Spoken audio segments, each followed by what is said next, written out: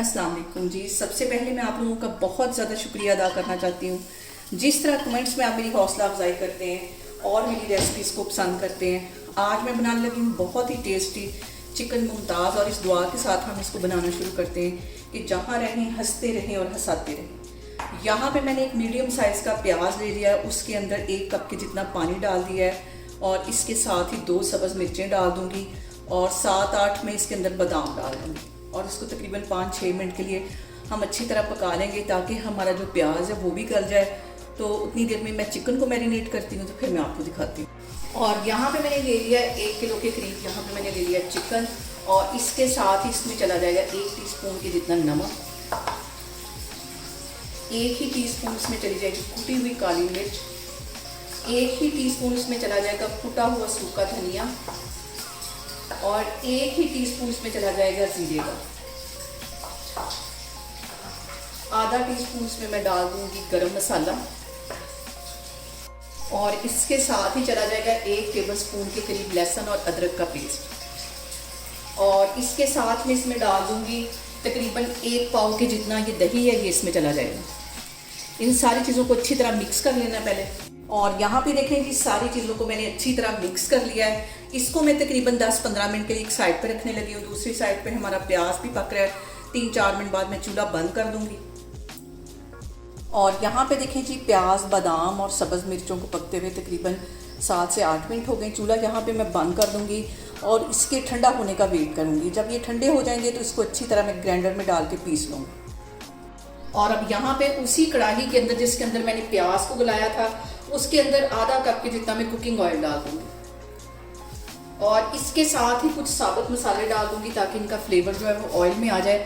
तो साबुत मसालों में मैंने एक यहाँ पे ले लिया कड़ी पत्ता, एक जवतरी का छोटा सा टुकड़ा ले लिया, 4-5 लौंग ले लिए, बड़ी इलायची ले ली है, दालचीनी का टुकड़ा ले लिया है और 4-5 मैंने सब्ज़ इलायचियाँ ले ली।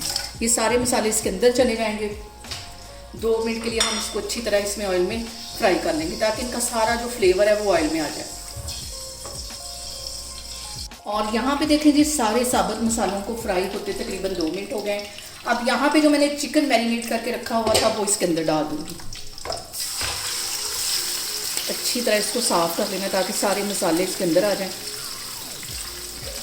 और यहाँ पे हमें चिकन को कम से कम 10 मिनट के लिए अच्छी तरह इसकी भुनाई कर लेनी है।